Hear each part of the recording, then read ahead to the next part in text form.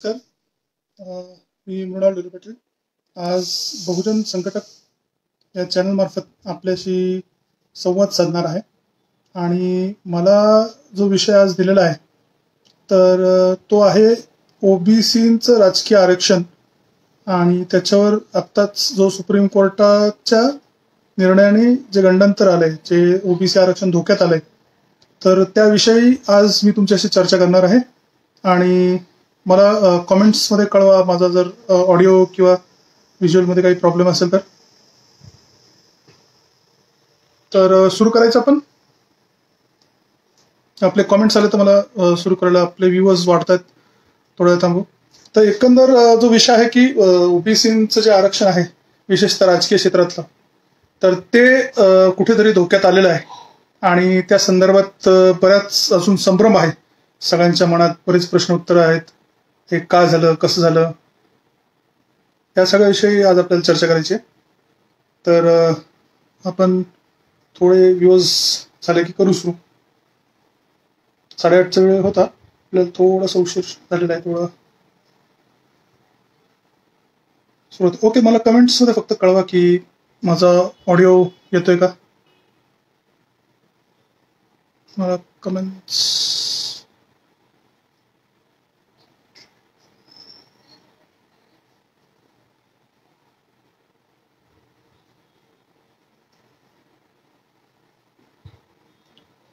Hello, मला कमेंट्समध्ये कुणीतरी कळवा ऑडिओ येतोय का. ओके ओके ओके, ठीक आहे, चालेल. आता सुरू करायला थोडक्यात हरकत नाही. मुळात ठीक आहे. नमस्कार मित्रांनो, आज आपण ज्या विषयावर चर्चा करणार आहोत ते ओबीसीचं आरक्षण आणि त्याच्यावर आलेला धोका, या संदर्भात आपण चर्चा करणार आहोत. तर आपल्या सगळ्यांना माहिती आहे की ओबीसीचं जे आरक्षण आहे ते भारतीय राज्यघटनेच्या कलम 340 नुसार ओबीसींना मिळतं. ओबीसींना आरक्षण 3 क्षेत्रात भेटतं, किंवा सगळ्यांनाच आरक्षण आज 3 क्षेत्रात भेटतं: शिक्षण, सरकारी नोकऱ्या आणि राजकारण. आता याच्यामध्ये फरक असा आहे की एससी एसटी आणि ओबीसीच्या आरक्षणामध्ये थोडीशी तफावत अशी आहे की ओबीसी समाजाला जे राजकारणात आरक्षण भेटतं ते फक्त आणि फक्त स्थानिक स्वराज्य संस्था या ठिकाणी भेटतं. म्हणजे सर्वोच्च आरक्षण त्यांना फार फार तर महानगरपालिका आणि महानगरपालिकेत एखादा महापौरपद, याच्या पलीकडे म्हणजे लोकसभा आणि विधानसभा याच्यामध्ये ओबीसी समाजाला आरक्षण नाहीये. शेड्यूल कास्ट आणि शेड्यूल ट्राईब्सला ते आरक्षण 1950 पासूनच आहे. तर हा थोडासा फरक ओबीसी आरक्षणात आणि एससी एसटी आरक्षणात आहे. असंच थोडीशी तफावत शैक्षणिक आरक्षणातही आहे की एससी एसटी समाजाला हायर एज्युकेशनमध्येही रिझर्वेशन आहे आणि ओबीसीना अजून काही ठिकाणी आत्ताशी आहे, काही ठिकाणी अजूनही नाहीये. आणि सरकारी नोकऱ्यांमध्ये असं आहे की ओबीसी समाजाला आरक्षण आहे पण प्रमोशनमध्ये ते नाहीये. आणि आत्ता तर प्रमोशनमध्ये सरकारने काय घोळ घातलाय काही कल्पना नाही, त्यांचं काढायचं चाललंय, हो नाही मध्ये चाललंय. तर एकंदर मूलभूत हा एससी एसटी आणि ओबीसीच्या आरक्षणातला हा फरक आहे. तर विषय असं की ओबीसींना जे आरक्षण भेटतं ते स्थानिक स्वराज्य संस्थांमध्ये फक्त ग्रामपंचायत, पंचायत समिती, जिल्हा परिषद, नगर परिषद, नगरपालिका, महानगरपालिका इथपर्यंतच ते सीमित आहे. विधानसभा आणि लोकसभेमध्ये एससी एसटी प्रमाणे आरक्षण ओबीसी समाजाला भेटत नाही. तर आता हे जे स्थानिक स्वराज्य संस्थेतलं आरक्षण आहे, आत्ताच जो सुप्रीम कोर्टाचा निकाल आला विकास गवळी विरुद्ध भारत सरकार, याच्यामध्ये त्यांनी जो निकाल दिलाय त्यात अतिशय स्पष्टपणे असं सांगितलेलं आहे की तुम्ही ओबीसी समाजाला आरक्षण दिलं 27% स्थानिक स्वराज्य संस्थांमध्ये, तर त्याचा तुम्ही डेटा काही गोळा केलेला नाहीये. आणि जे महाराष्ट्राचे 5 जिल्हे होते, भंडारा, अकोला, नागपूर, गोंदिया आणि वाशिम, या 5 जिल्ह्यांमध्ये ओबीसींना जे आरक्षण दिलं होतं, कारण एससी एसटीना त्यांच्या लोकसंख्येच्या प्रमाणात द्यावं लागतं आणि एकंदर आरक्षण सगळं 50%च्या आत बसवायचं असतं. त्यामुळे एससी एसटीची जी काही संख्या असेल ती आणि उरलेलं जे पण आरक्षण असेल ते ओबीसीच्या वाटेला येतं. तर झालं असं की त्याच्यावर बराच गदारोळ झाला आणि बरेच जण म्हणले की बाबा ओबीसी आमचं 27% ठेवा, ते 50% क्रॉस झालं तरी चालेल, अशी बऱ्याच जणांनी बऱ्याच संघटनांनी सरकारकडे मागणी केली. आणि शेवटी जेव्हा संघटना मागणी करतात तर सरकार या गोष्टींचा फार काही विचार करत नाही की मागणी वैध अवैध, ठीक आहे, मॉब मागतोय ना तर इलेक्शनच्या तोंडावर देऊन टाकतात. तर त्यांनी दिलं आणि हे आरक्षण 50%च्या वर गेलं. अर्थात 50%च्या वर गेलं तर ते चॅलेंज झालं, आणि चॅलेंज झालं तर जो थोडाफार अपेक्षाप्रमाणे निकाल होता तोच आला की या 5 जिल्ह्यातलं 50%च्या वरचं आरक्षण सरकारने स्थानिक स्वराज्य संस्थेमधलं. आता आपण जे डिस्कस करतोय हे आता थोड्या वेळासाठी आपण सरकारी नोकरीमधलं आरक्षण, रिझर्वेशन, प्रमोशन हा विषय बाजूला ठेवू. ऍडमिशन, हायर एज्युकेशन, पीजी हे सगळं बाजूला ठेवू. आता आज आपण जे स्पेसिफिकली बोलतोय तर ते फक्त राजकीय आरक्षण, ते पण फक्त स्थानिक स्वराज्य संस्थेमधलं आरक्षण. याच्यामध्ये याच्या व्यतिरिक्त आपण फार फोकस ठेवणार नाहीये. तर इनिशियली सुप्रीम कोर्टाने असा निकाल दिला की तुम्ही 50%च्या वर जाऊ शकत नाही. त्याच्यामुळं 50%च्या वर आरक्षण रद्द झालं. तर आता झालं असं की ओबीसी आरक्षणच 50%च्या वर गेलं होतं, तर त्यामुळं ज्या सीट्स एक्सेसमध्ये होत्या तर त्याच्यातल्या कुठल्या सीट कट करायच्या हा एक प्रश्न पुन्हा निर्माण होतो. समजा आपण असं गृहीत धरू की 2 सीट ज्यादा होत्या, तर 2 सीट कुठल्या रद्द करायच्या. त्यामुळे ओबीसीतला सगळा कोटाच त्यांनी रद्द केलेला आहे. म्हणजे ओबीसी कोट्यातून निवडून आलेल्या सगळ्यांच्या निवडणुका रद्द केलेल्या आहेत आणि त्या निवडणुका पुन्हा घ्यायच्या. आता याच्यामध्ये जे कन्फ्युजन आहे ते 2-3 बाबतीत मी जे चर्चा इतके दिवस करतोय ती अशी आहे की 2-3 बाबतीत या घटनेला धरून कन्फ्युजन आहे. एक म्हणजे असं की 50%च्या आत जे ओबीसीचं आरक्षण असेल ते वैध राहील का. 50%च्या वरचं तर गेलं, तर त्यामुळे मूळचे जे ओबीसीनं समजा 4 पैकी 2 सीट भेटणार होते आणि 2 एक्सेस होते, तर त्या 2 तरी भेटतील का. आणि याच्यानंतर महत्वाचा विषय असा आहे की ह्या 5 जिल्ह्याच्या पलीकडे हा निकाल लागू होईल का. तर आपण याच्यात एक थोडीशी जर वरवर बघितलं तर हा निकाल 5 जिल्ह्यांपुरता आहे. 50%च्या वरचं कट केलेलं आहे. हे जरी असलं, 5 जिल्ह्यापुरतं जरी असलं तरी साहजिक आहे कोणालाही असं वाटेल की फक्त 5 जिल्ह्याचे गेले आणि 50%च्या वर जे होतं ते गेले. त्या 5 जिल्ह्याच्या पलीकडे काही धोका नाहीये आणि 50%च्या आज त्याला काही धोका नाहीये. असं जरी इनिशियली वर वाटत असलं तरी तसं नाहीये. त्याचं एक कारण असं आहे की मुळात इलेक्शन कमिशनला सुप्रीम कोर्टने पार्टी केलं होतं आणि राज्य सरकारलाही केलं होतं. तर त्यात त्यांनी विचारलं होतं की बाबा 50%च्या आत तुम्ही जे आरक्षण देताय 27% ओबीसींना, तर याचा डेटा तुम्ही गोळा केलेला आहे का. तर डेटा गोळा केलेला नव्हता सरकारने. आता हा विषय येतो कुठनं, हा स्टेमआउट कुठनं होतो, तर 10 वर्षापूर्वी आपल्याला आठवत असेल एक के.जी. बालकृष्णन म्हणून चीफ जस्टिस झाले होते भारताचे. माझ्या माहितीप्रमाणे एससी समाजातले ते पहिलेच चीफ जस्टिस होते 2010ला. 2010ला त्यांनी एक जे कृष्णमूर्ती म्हणून केसमध्ये निकाल दिला होता. तर त्याच्यामध्ये त्यांनी असं म्हटलं होतं की बाबा एससी समाजाला आरक्षण आम्ही देतो, एसटी समाजाला आरक्षण देतो, पण त्यांचा दरवेळेस डेटा गोळा होतो, जमा होतो आणि त्याच्या अकॉर्डिंगली आम्हाला ते सोपं पडतं. पण ओबीसी समाजाला जर आरक्षण पाहिजे असेल तर 3 टेस्ट त्यांना हे करायचे. एक तर एम्पेरिकल डेटा पाहिजे, दुसरं म्हणजे एवढं सगळं करून आरक्षण परत आत बसलं पाहिजे आणि त्याच्यात त्यांचं बॅकवर्डनेस म्हणजे सामाजिक मागासले पण सिद्ध झालं पाहिजे. नुसताच डेटा असून चालणार नाही की बाबा संख्या एवढी आहे. ते सामाजिक मागासही पाहिजेत, त्या सगळ्याचा डेटाही म्हणजे न्यूमेरिकल डेटाही पाहिजे आणि एवढं करून सगळं आरक्षण 50%च्या आत पण बसवायचे. असं जे कृष्णमूर्तीच्या केसमध्ये के.जी. बालकृष्णन यांनी निकाल दिला होता आणि तो एक बेंचमार्क जजमेंट झालं. पण झालं काय की ते थोडंसं दुर्लक्ष केलं. आता त्याच्यानंतर स्थानिक स्वराज्य संस्था आणि ओबीसीच्या जागेचा जेव्हा पण विषय येईल तर जे कृष्णमूर्तीचं जजमेंट हे बघितलं जाईल आणि जे कृष्णमूर्तीच्या जजमेंट प्रमाणेच आजचे जे निकाल येतील ते येतील. त्यामुळं झालं असं की आत्ताच्या घडीला आज सरकारकडे कुठलाही डेटा नाही. सरकारने याच्यात भूमिका अशी घेतली, सरकारने अतिशय एक कातडीबच्चा भूमिका म्हटलं तरी आपण घेतली असं म्हटलं तरी हरकत नाही. सरकारने अतिशय स्पष्टपणे असं सांगितलं की बाबा आमच्याकडे डेटा नाहीये. 2011 ते 12च्या दरम्यान जे सोशो इकॉनॉमिक कास्ट सेन्सस झालं त्याचा डेटा आज सरकारकडे आहे, म्हणजे केंद्र सरकारकडे आहे. तर जर केंद्र सरकारकडे त्याचा डेटा आहे तर केंद्र सरकारने तो आम्हाला द्यावा, आम्ही तो तुम्हाला देऊ आणि त्याच्यामध्ये मग याच्यात सोशल बॅकवर्डनेस सिद्ध होईल, नंबर्स सिद्ध होतील, एम्पेरिकल डेटा जो लागतोय तो सिद्ध होईल.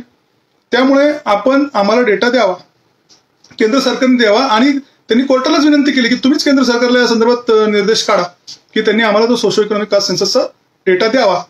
पण कोर्टाने त्याच्यात हस्तक्षेप करायला मनाई केली आणि झालं असं की म्हटलं ते तुम्ही डेटा आम्हाला ते कसं आणायचं ते तुमचं तुम्ही ठरवा, कमिशन नेमा, कमिटी नेमा, काय करायचं ते करा, पण आम्हाला डेटा द्या. आणि सोशल बॅकवर्डनेस सिद्ध होणारा डेटा द्या, आणि एवढं सगळं करून पण तुम्हाला आरक्षण जे आहे ते 27% 50%च्या लिमिटच्या आतच बसवायचंय. एक्सेप्शनल केसेसमध्ये तुम्ही ते जाऊ शकता. आणि आता याच्यात काय झालेलं आहे, एक इंटरेस्टिंग गोष्ट, की त्यांनी म्हणलेलं की स्थानिक स्वराज्य संस्थेच्या लेवलप्रमाणे तुम्ही आम्हाला डेटा द्या.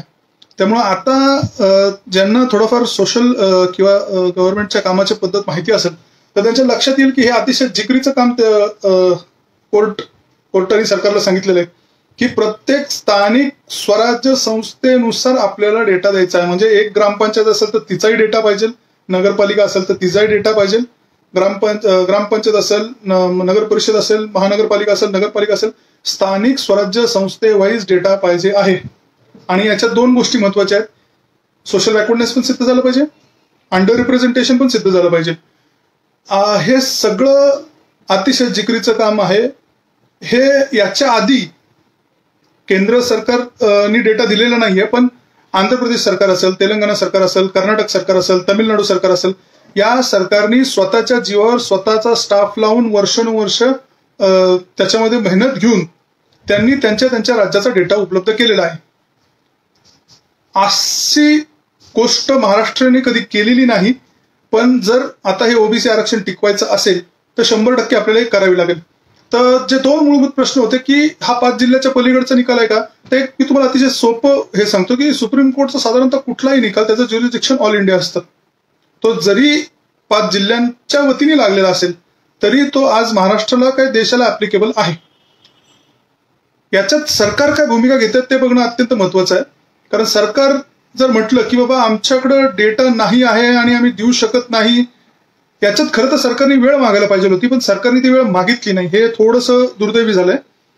आता याच्यात असं आहे की जर सरकारने या संदर्भात वेळ मागितली नाही कोर्टाला आणि डेटा सरकार वेळेत देऊ शकलं नाही तर ओबीसीचं आरक्षण 100% जर कुणी चॅलेंज केलं की बाबा ठीक आहे 50%च्या वर डेटा नाहीये पण 50%च्या खाली पण डेटा नाहीये, तर ते पण आरक्षण एक प्रकारे काय म्हणता येईल त्याला सायंटिफिक पद्धतीने दिलेलं नाहीये.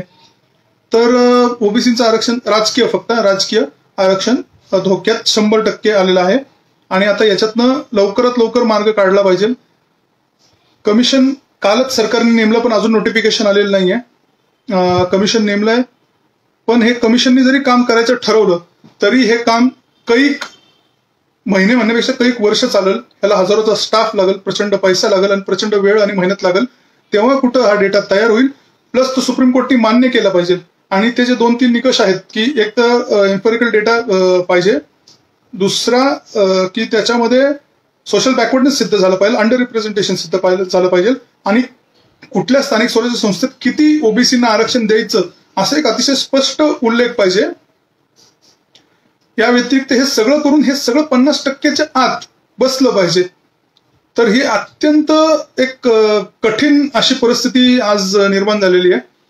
याच्यातनं तर सरकार मार्ग आहे, मार्ग नाही असं नाही. याच्यामध्ये एक पॉझिटिव्ह गोष्ट काय आहे की ह्याच्यामध्ये सगळ्यात पॉझिटिव्ह गोष्ट अशी आहे की जसं मराठा समाजाचा आरक्षणचा काही मला वाटतं 15 दिवसापूर्वी निकाल आला 5 मेच्या आसपास, 5 मेला म्हणजे मागच्या महिन्यात साधारणतः. त्याच्यामध्ये सुप्रीम कोर्टने स्पष्टपणे सांगितलं की मराठा समाज हा काय मागास नाही, मराठा समाजाला आरक्षण देता येणार नाही. ओबीसी समाजाबद्दल अशी भूमिका कोर्टाने घेतलेली नाही.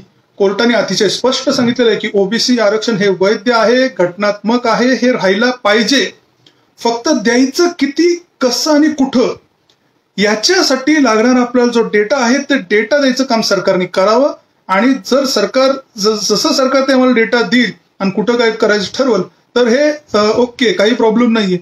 तर एक प्रकारे ओबीसीचं आरक्षण अबाधित ठेवलेलं आहे कोर्टाने, पण कुठं कसं किती द्यायचं हा डेटा नसल्यामुळे घोळ आहे. आणि सुप्रीम कोर्टने इलेक्शन कमिशनला डायरेक्शन दिलेले आहेत.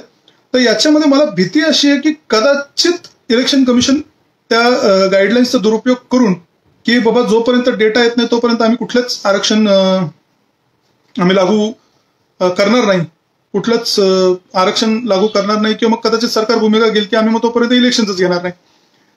आता बघू याच्यात सरकार आणि इलेक्शन कमिशन काय करतंय. कारण ही दूध आणि तरवारी दोन्ही पद्धतीने वापरली जाऊ शकते. इलेक्शन कमिशन हे पण म्हणू शकतं की बाबा ठीक आहे 50%च्या आत आहे, ते आरक्षण वैध आहे तर आम्ही चालू ठेवतो, डेटा येईल तेव्हा येईल, कुठं काय करायचं ते ठरवू तेव्हा ठरवू, पण तात्पुरतं 50%च्या आत ओके तर 50%च्या आत द्यायला काही हरकत नाही, असंही म्हणू शकतं. आणि असंही याच्यात भूमिका घेतली जाऊ शकते की बाबा नाही, डेटा येत नाही तोपर्यंत कोणाचं काही पर्सेंटेज ठरणार नाही, मागच्या प्रमाणे चालणार नाही. त्याच्यामध्ये इलेक्शन कमिशन आणि सरकारची भूमिका अत्यंत महत्वाची होऊन जाते. तर या केसमधनं पॉझिटिव्ह पार्ट असा आहे की ओबीसीचं आरक्षण शाबूत राहिलेलं आहे. एक निगेटिव्ह बाजू असेल तर निगेटिव्ह म्हणा किंवा पॉझिटिव्ह म्हणा की कुठेतरी डेटा आता ओबीसीचा कंपाईल व्हायला सुरुवात झाली पाहिजे. कमिशन कालच सरकारने नेमलेलं आहे आणि आत्ताच्या घडीला त्या कमिशनने लवकरात लवकर काम करून सरकारी स्टाफ घेऊन थोडं लवकर काम करून डेटा कंपाईल केला पाहिजे. तर याचबरोबर मला असं वाटतं की मला त्या केस संदर्भात जे काही बोलायचं होतं ते मी बोललेलो आहे. आपले जे काही प्रश्न असतील तर आपण निश्चित विचारा. मी थोडं स्क्रोल करतो मागं, काही कोणाचे प्रश्न आहेत का? ओके. पालिका सत्ताधाऱ्यांचं नियंत्रण आहे, मग निर्णय सुद्धा सत्ताधारी देत असं आपल्याला वाटतं का? सत्ताधाऱ्यांच्या बाजूने निर्णय लागतो हे थोडंसं खरं आहे, अगदीच नाही असं नाही, पण अगदीच त्यांच्या बाजूने लागतो असं नाही, कारण घटनेच्या चौकटीत बसून द्यायला लागतो. 19-20 कोर्ट करतं, पण एकदम इकडचं तिकडं कोर्ट करू शकत नाही, कारण त्यांनाही शेवटी घटनेचं हेच मी सांगतो की ओबीसीचं आरक्षण त्यांनी रद्द नाही केलेलं, ओबीसीचं आरक्षण ठेवलेलं आहे. फक्त म्हणलं की द्यायचं किती, म्हणजे कुठं किती द्यायचं, कुठल्या गावात, कुठल्या ग्रामपंचायत. कारण बरंच असं होतं की समजा एखादा आदिवासी बहुल गाव असेल किंवा एखादं उच्चवर्णीय डॉमिनेटेड गाव असेल, तिथं ओबीसी समाज किंवा इतर समाज अवेलेबलच नाहीये, मग तिथं 27% आरक्षण ठेवून ते जागा आणायची, ती लोक आणायची कुठनं? असं बऱ्याच ठिकाणी होतं की बाबा ती लोकच अवेलेबल नसतात. त्यामुळं एक प्रकारे न्यायपालिकेचा प्रश्न पण वैध आहे की बाबा जिथं नाहीच तिथं तुम्ही कशाला देता. पण मग याचा अर्थ असा नाही की बाबा जिथं जास्त आहेत, तिथं 70-80% ओबीसी समाजाचे एखादं ओबीसीचंच गाव असेल, ओबीसी समाजातलं एखाद्या समाजाचं गाव असेल तर 100% ती लोक असेल आणि जवळजवळ एसटी समाज नसेल, ओबीसीचं मॅक्सिमम आरक्षण हे 27% राहील आणि मिनिमम एससी आणि एसटीएल देऊन जे उरेल ते मिनिमम असेल आणि मॅक्सिमम 27% आरक्षण राहील. 27च्या पुढे ओबीसीनं जाता येणार नाही, कारण हे सगळं आरक्षण 50%च्या आत बसवायचंय. जर उद्या असं झालं की एससी एसटी समाज अगदी 2-4-5% आहे आणि 27% ओबीसींना उरतंय, म्हणजे 50%ला काही उरतंय, तर ओबीसींना 27%च्या वर द्यायला खूप अवघड जाईल. ओबीसींना अप्पर लिमिट 27% आहे, त्यामुळे 50%च्या आतच आपल्याला हे बसवायचंय. ओके, मी प्रश्नच घेतो. ओके. सुप्रीम कोर्ट सवाल करते की 35 करोड वॅक्सिन. ओके.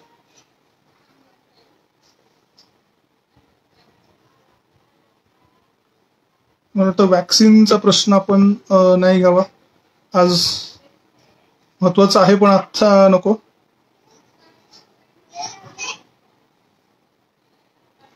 आरक्षणाची अंमलबजावणी व्यवस्थित होते का? तर आरक्षणाची अंमलबजावणी नक्कीच व्यवस्थित होत नाहीये. त्याचं कारण असं, जर आरक्षणाची अंमलबजावणी व्यवस्थित झाली असती तर जे वंचित समाज आहेत, जे मुख्य प्रवाहापासून लांब गेलेले आहेत, जे इनॲक्सेसिबल एरियाजमध्ये राहतात, ट्रायबल्स आहेत किंवा विकास ज्यांच्यापर्यंत पोहोचलेला नाहीये, त्यांच्यापर्यंत निश्चित आज या गोष्टीचे फायदे पोहोचले असते, पण ते आज पोहोचताना दिसत नाहीयेत. पण मला मी थोडंसं ऑप्टिमिस्टिक किंवा मी थोडा पॉझिटिव्ह विचार करणारी व्यक्ती आहे. इतक्या वर्षात ते पोहोचले नाहीत, पण आता इंटरनेट म्हणा, युट्यूब म्हणा, व्हॉट्सअप म्हणा, याच्यामुळं खूप लोकांना फार लवकर या गोष्टी कळतात, आपल्या स्कीम्स कळतात, मुख्य प्रवाहामध्ये येण्याची संधी आहे, ज्ञान आज घरोघरी येतंय. ठीक आहे, काही प्रॉब्लेम्स असू शकतात, पण आता नक्कीच, कारण शेवटी मागून कुणी तुम्हाला देणार नाही, आपल्याला ते घ्यावं लागणार आहे, झगडावं लागणार आहे, हक्कांसाठी झगडावं लागणार आहे. असं ओपन प्लेटवर कुणी काही देणार नाहीये, त्यामुळे आपल्याला झगडूनच घ्यावं लागणार आहे. तर आरक्षणाची अंमलबजावणी नीट होती का नाही हे सरकारची जबाबदारी एवढी आहे, तेवढीच समाज घटकांची, समाज संघटनांची आणि सामाजिक कार्यकर्ते, म्हणजे जे खरं समाजासाठी काम करतात, फक्त मिरवत नाही, खरं समाजासाठी काम करतात, त्यांनी याच्यावर लक्ष ठेवणं गरजेचं आहे. कारण सरकारला तर काय, त्यांना काही करायचंच नसतं. त्यामुळे आरक्षणाची अंमलबजावणी होती का नाही हे सामाजिक संघटनांचं, समाज कार्यकर्त्यांचं पण तिथं लक्ष ठेवणं गरजेचं आहे की बाबा आमच्या समाजाच्या ज्या जागा होत्या त्या आमच्या समाजाच्याच लोकांना दिल्या गेलेल्या आहेत का नाही.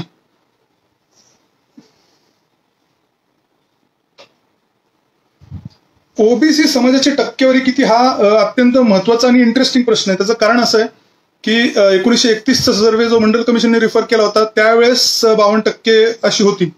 पण त्याच्यानंतर झालं असं की NSSOने 2000 साली सर्व्हे केला आणि त्यांनी ती 43-44% पर्यंत ठरवली. आता विषय काय माहिती का, ओबीसीची जर तुम्ही राष्ट्रीय विचारलं तर बरेचसे राज्य असे जसं तेलंगणा आहे किंवा तमिळनाडू आहे, इथं ओबीसी कॅटेगरीज नाहीये. म्हणजे ओबीसी जाती तिथं आहेत पण ते वेगवेगळ्या MBS वगैरे अशा याच्यात MBC BC अशा याच्यात त्यांना कॅटेगराईज केलेलं असतं. तर तो समाज तिथं आहे त्यामुळे त्यांना मग तिथं मोजताना MBC मोजलं जातं किंवा BC मोजलं जातं आणि ओबीसी नाही मोजलं जातं. त्यामुळे होतं काय की ह्याच्यात खूप गोंधळ आहे. महाराष्ट्रात पण असं होतं की बऱ्याचदा असं होतं, महाराष्ट्रात ऑलरेडी सब कॅटेगरायझेशन आहे. OBC VJ NTB NTC NTD आणि SBC असं ऑलरेडी 6 कॅटेगरीजमध्ये ओबीसी आरक्षण विखुरलेलं आहे. त्यामुळं टॅब्युलेट करताना काय होतं की लोक सांगताना आपली जात सांगतात किंवा कॅटेगरी सांगतात ती पण कन्फ्युज पद्धतीने सांगतात. त्यामुळं ओबीसीचं टॅब्युलेशन होत नाही. पण जे 2 सर्व्हे झाले त्यात एक सांगतं की 45, एक सांगतं 52. पण 52चा जो सर्व्हे तो इतिहासाच्या पूर्वीचा आहे, म्हणजे स्वातंत्र्याच्या पूर्वीचा आहे. 47 साली स्वातंत्र्य भेटलं, 41ला जनगणना सुरू झाली होती पण ते दुसरं महायुद्ध सुरू होतं आणि आपल्या स्वातंत्र्याच्या लढाई खूप जोरदार चालू होता त्यामुळं ती कम्प्लीट नाही झाली. त्यामुळे आपल्याला कायम 1931ची जातगणनाचा आधार घ्यावा लागतो. तर साधारणतः 43, 44 आणि 52चा ऍव्हरेज जरी काढलं तरी 47-48% लोकसंख्या आहे अशी धरायला हरकत नाही. अजूनही त्याचं हे झालेलं नाहीये. ACCC जी जनना झाली होती काँग्रेसच्या काळामध्ये 2011ला त्याचे आकडे अजून कुणी दिलेले नाहीयेत. ते पुढे आले तर चांगलीच गोष्ट आहे, नाही तर 2021ला आता सरकारने तर स्पष्ट सांगितलं करणार नाहीये. बघू. साधारणतः तुर्तास गणितासाठी पकडलं तर 45 ते 50च्या मध्ये कुठेही ती आकडेवारी आहे. ओबीसी समाजाला आरक्षणाची जाणीव आहे का सर? कारण नाही, ओबीसी समाजाला आरक्षणाची जाणीव अजिबात नाही. 2-3 गोष्टी आहेत. कारण तो समाज एक तर जवळजवळ 500 जातींमध्ये विखुरलेला आहे. त्यातल्या काही जाती खूपच मागास आहेत, खूपच दऱ्या खोऱ्यात राहणाऱ्या आहेत आणि त्यांच्यापर्यंत मुख्य प्रवाहामध्ये यायची संधी खूपच कमी आहे. काही घुमंतू जाती आहेत, भटके आहेत, विमुक्त आहेत आणि काही जाती याच्यामध्ये इंटरेस्टिंगली अशा आहेत की त्या क्षेत्रांमध्ये किंवा त्या गावांमध्ये म्हणा त्या भूभागामध्ये त्यांचं प्रचंड वर्चस्व आहे. म्हणजे अक्षरशः सरंजामी पद्धतीने वागल्यासारखे काही जाती ओबीसी मधल्या वागतात. त्याची चूक नाही कारण त्यांचं तिथं सत्ताच आहे, त्या गावांमध्ये दुसरा समाजच नाहीयेत. त्यामुळं एक प्रकारचा अहमपणा पण काही जातींमध्ये आणि काहीमध्ये खूपच दुर्गम हे आहेत. मुळात एक लक्षात ठेवलं पाहिजे की ओबीसीचं आरक्षण हे हार्डली 30 वर्ष जुनं आहे. म्हणजे एकच पिढी आत्ताशी कुठं आरक्षण तिला समजलंय. SC ST झालंय असं की आता SC STचं आरक्षणाला जवळजवळ 70-75 वर्ष होत आली. त्यामुळं 2-3 पिढ्या त्यातनं निघालेल्या आहेत. ओबीसीचं आता हार्डली एक पिढी आरक्षणाचा फायदा घेते किंवा तिला कळतंय की बाबा एक कॅटेगरीज काय, जात दाखले कसे काढायचे, वैधता प्रमाणपत्र कुठं काढायचं, स्कॉलरशिपचे कसे फॉर्म भरायचे, आत्ताशी तर कुठं या पिढीला भेटतंय. त्यामुळं ओबीसी आरक्षणाला थोडंसं गंभीर नाही, जागृती नाहीत आणि मुळात हे होमोजेनियस कधीच नव्हतं ना. म्हणजे समुद्राच्या तळात जाणारा कोळी समाज आणि तिकडं पार विदर्भ किंवा मध्य महाराष्ट्र मध्य भारतामध्ये राहणारं तेली समाज यांचं कधी कनेक्शनच आलं नव्हतं. दोघांमध्ये 1000 किलोमीटरचं अंतर किंवा अक्षरशः कोकणाच्या जंगलदऱ्यात किंवा सांगली, सातारा, कोल्हापूर इकडं वनवन भटकणारा धनगर समाज आणि समजा आमच्या पुणे किंवा इथं स्थायी शेती करणारा बागायतदार माळी समाज, कधी असं विशेष कनेक्शन झालं नाही. त्यामुळं किंवा एक समाज जसं सोनार समाज आता आमच्या पुणे जिल्ह्यामध्ये सोनार समाज तर स्वतःला कधीच ओबीसी म्हणत नाही आणि तो ओबीसीच्या विशेषतः काही कार्यक्रमाला येत नाही. त्यामुळं ही ताळमेळ बसणंच खूप अवघड आहे. म्हणजे सोनार समाज पण ओबीसी मध्ये आहे, लोहार समाज पण ओबीसी मध्ये आहे. तर थोडंसं आपल्यामध्ये एक आयरनी आहे. हे होमोजेनिटी येण्यासाठी खूप खूप वेळ लागेल. आणि मुळात जसं मी म्हटलं की एक पिढी तर आपली आत्ताशी कुठं आरक्षण घेते, आत्ताशी त्यांना या गोष्टी कळतायत, आरक्षण, जात वैधता प्रमाणपत्र, स्कीम्स आणि आपल्या हक्कासाठी भांडणं अजून आत्ताशी कुठं चालू झालंय. 4-5 वर्षात आम्ही बघतो आत्ताशी कुठं ओबीसी म्हणतो की आमचे हक्क द्या. तर जेव्हा ओबीसीचं आरक्षण 40-50 वर्ष जुनं होईल त्यावेळेस नक्कीच काहीतरी त्यांच्या हातात खूप चांगलं आलेलं असेल. तुर्तास तर ओबीसीचं आरक्षण त्याच्यामध्ये जागरूकता नाहीये, पण हे सामाजिक कार्यकर्त्याचं, सामाजिक संघटनांचं, त्या जातीय संघटनांचं काम आहे की आपल्याला फायदे हे ओबीसी म्हणून भेटतात, आपली जात म्हणून भेटत नाही. घटना आपल्याला आपल्या जातीने ओळखत नाही, घटना आपल्याला आपल्या प्रवर्गाने ओळखते. त्यामुळे आपण आपल्या प्रवर्गाबद्दल जागृत, जसं आपल्या जातीबद्दल, समाजाबद्दल जागृत असतो तसं आपण आपल्या प्रवर्गाबद्दल जागृत राहिलं पाहिजे, त्याचा प्रचार केला पाहिजे. ही सामाजिक कार्यकर्त्यांची, सामाजिक संघटनांची, विशेष त्याच्या अंदर येणाऱ्या सगळ्या जातीय संघटनांची जबाबदारी आहे. हो, 100% संविधान लागू केलं तर आरक्षण द्यायची गरज लागणार नाही. हो, बरोबर आहे. आपलं ऑब्झर्वेशन आहे ते अगदी बरोबर आहे. पण ते लागू करणार कोण? कारण सत्ता ज्यांच्या हातात आहे ते तर नक्कीच लागू नाही करणार. तुम्हाला आम्हाला सत्ता हातात घ्यावी लागेल. अधिकारासाठी कोणता समाज सर्वात जास्त संघर्ष करतो? म्हणजे टोटल याच्यामध्ये जर मला तुम्ही विचाराल तर मला असं वाटतं खरं सगळ्यात जास्त अधिकार दिले पाहिजेत ते एसटी समाजाला. पण तो इतका मुख्य प्रवाहापासून लांब आहे आणि इतक्या अवघड परिस्थितीत राहतोय, तर त्याला येऊन संघर्ष करणं तर खूप अवघड आहे. कारण तो मुळातच मुख्य प्रवाहापासून राहिला, पण तो मुख्य प्रवाहापासून लांब आहे. म्हणजे शहराच्या किंवा तालुक्याच्या ठिकाणापासूनही तो लांबच राहतो. त्यामुळं मला असं वाटतं सगळ्यात जास्त संघर्ष खरं तर एसटी समाजाने केला पाहिजे, पण ते होताना दिसत नाही. पण मला असं वाटतं की सगळ्यात छान स्वतःच्या हक्कासाठी म्हणजे हक्काने अभ्यासपूर्ण आणि ताकदीनिशी आणि अतिशय एक प्रकारे समाजाप्रती इमानदारी ठेवून कोण लढत असेल तर एसटी समाज लढतो. ओबीसी समाजात अजून थोडीशी जागृती येते. ओबीसी समाजामध्ये पण काही विशेष समाज, मला असं वाटतं धनगर समाज अतिशय चांगल्या पद्धतीने लढा देतो आपल्या हक्कांसाठी. मग मला वाटतं वंजारी समाज पण अतिशय चांगल्या पद्धतीने हक्कांबद्दल जागृत आहे. शिक्षणाबद्दल ते फार जागृत आहेत. आपल्या मुलाबद्दल ते कायम हायर एज्युकेशन त्यांनी घ्यावं, मुलींनी हायर एज्युकेशन घ्यावं, फॉरेन जावं असा अट्टास धरणारा समाज आहे. मला एकंदर हे असं वाटतं. माझा नंबर आपल्या यांच्याकडं आहे, आपले जे आयोजक आहेत त्यांच्याकडे आहे. ओके. तर एकंदर मला वाटतं आज हे ओबीसी राजकीय आरक्षणाबद्दल आज आपण बोलत होतो. याच्याबद्दल आज कोणाच्या 5 जिल्ह्यांचं जे आरक्षण होतं, भंडारा, गोंदिया, अकोला, नागपूर आणि वाशिम या जिल्ह्यांच्या राजकीय आरक्षणाबद्दल बोलत होतो. पण याचा परिणाम आणि ह्याचा सुप्रीम कोर्टचा निकाल हा सगळ्या महाराष्ट्रावर परिणाम करणार आहे, सगळ्या देशावर परिणाम करणार आहे. जर आपण जागृत राहिलो नाही तर ओबीसीचं राजकीय आरक्षण संपल्यात जमा होऊ शकतं. त्यामुळे आपण जागृत राहणं अत्यंत गरजेचं आहे. धोक्याची घंटा आहे. आरक्षणाची मर्यादा किती म्हणजे मला टक्केवारीत कळलं नाही. जर टक्क्यात तर मी म्हणाल तर मिनिमम 0 आणि मॅक्सिमम 27. मी ओबीसी समाजाबद्दल बोलतोय. एससी एसटीनं त्यांच्या लोकसंख्येच्या प्रमाणात भेटतं, त्यामुळे ते जिल्हा न्याय बदलत असतं. आरक्षणाची एकंदर टक्के 50%च्या खाली म्हणजे 49.5. जर तुम्ही टक्केवारीत बोलत असाल तर हे आहे. आणि जर तुम्ही त्याची कालमर्यादेबद्दल बोलत असाल तर त्याला तशी काही मर्यादा नाही. जोपर्यंत सगळ्या सुख सुविधा समान पद्धतीने येत नाहीत, समता प्रस्थापित होत नाही, तोपर्यंत आरक्षण चालू राहील. एक आपण थोडंसं याच्यात लक्षात घेतलं पाहिजे की जगातल्या प्रत्येक लोकशाही देशामध्ये आरक्षण आहे. अमेरिकेमध्ये ते आहे, ऑस्ट्रेलियामध्ये ते आहे, बऱ्याचशा लोकशाही देशांमध्ये आरक्षण, त्याला अफर्मेटिव्ह ऍक्शन म्हणतो, ते आहे. वेगवेगळ्या पद्धतीने आहे. एवढं नाही, भारतात एवढं 50% नाही, पण 5-10% आरक्षण ते ठेवतात. त्यामुळे आरक्षण ही काही भारतातली संकल्पनाच आहे आणि त्याच्यामुळे काही असं काही नाही.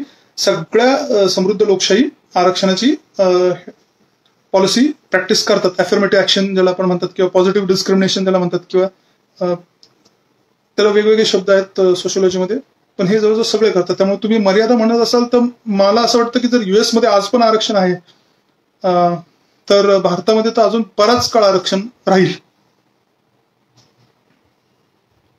महाज्योतीचे संचालक बदलले पाहिजेत का?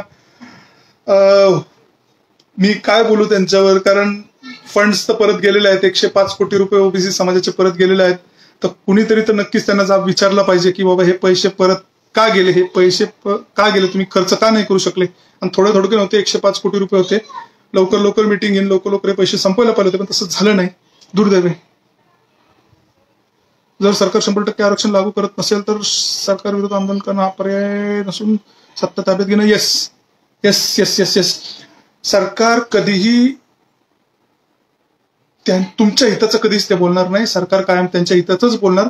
त्याच्यामुळे जसं बिहारमध्ये लालू प्रसादांनी केलं, जसं खालच्या आपल्या तमिळनाडू वगैरेच्या राज्यांमध्ये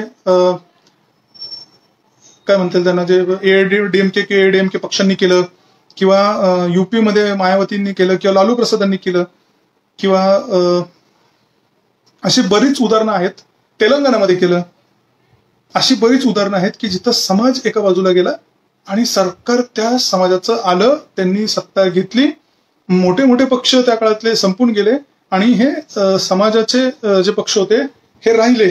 त्यामुळं सत्ता हातात घेणं हे एक कधी चांगलंच पर्याय आहे, पण त्याला लागणार वेळ आणि पैसे आणि कष्ट ही करण्याची बऱ्याच जणांची तयारी नसते. आजकाल तर फार जणांना शॉर्टकट लागत असतो. ठीक आहे, हा चांगला पर्याय आहे. ठीक आहे, मला वाटतं प्रश्न सगळे संपलेले आहेत. या व्यतिरिक्तही प्रश्न कोणाचे असतील तर मी माझा नंबर देतो 735 736 21 735 00 73621. मला व्हॉट्सअप करा जर या संदर्भात आपल्याला काही माहिती पाहिजे असेल तर.